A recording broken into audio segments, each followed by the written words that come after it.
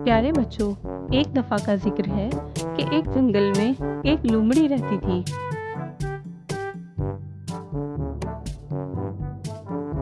एक दिन उस लोमड़ी को बहुत भूख लगी और वो खुराक की तलाश में जंगल में इधर-उधर घूमने लगी।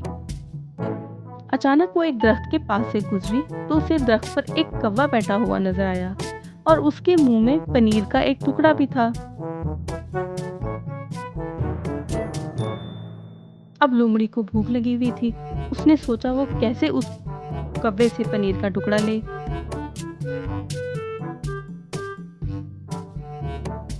उसने कौवे से बात करना शुरू की। कौवे मियाँ, तुम्हारी तबीयत कैसी है? तुम ठीक हो? मैं तुमसे मिलने आई हूँ।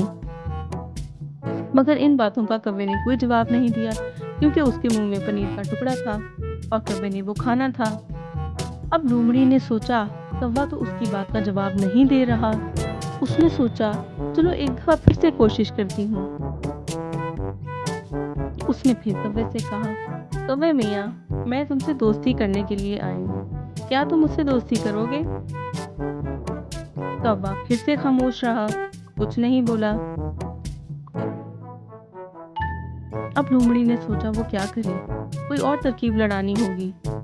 फिर उसने सोचा क्यों ना वो कौवे की तारीफ करे, और उसने वही किया।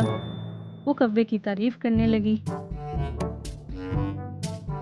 उसने कौवे से कहा, कौवे मियाँ, तुम कितने खूबसूरत हो, तुम्हारा रंग कितना चमकदार है और तुम्हारे पर कितने खूबसूरत हैं। और कौवा खुश हुआ।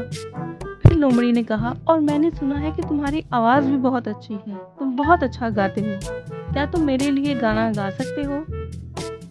कौवा ये सुनकर बहुत खुश हुआ। उसे अपनी तारीफ बहुत अच्छी लगी और वो उसकी बातों में आ गया। जैसे ही उसने गाने के लिए मुंह खोला, पनीर का टुकड़ा लोमड़ी के मुंह में गिर गया और लोमड़ी वहां से खा पी कर चल दी और कौवा बेचारा मुंह देखता रह गया और भूखा रहा। तो देखा बच्चों, अगर कोई आपकी झूठी तारीफ करे या खुशामद करे तो उसकी बातों में नहीं आना चाहिए,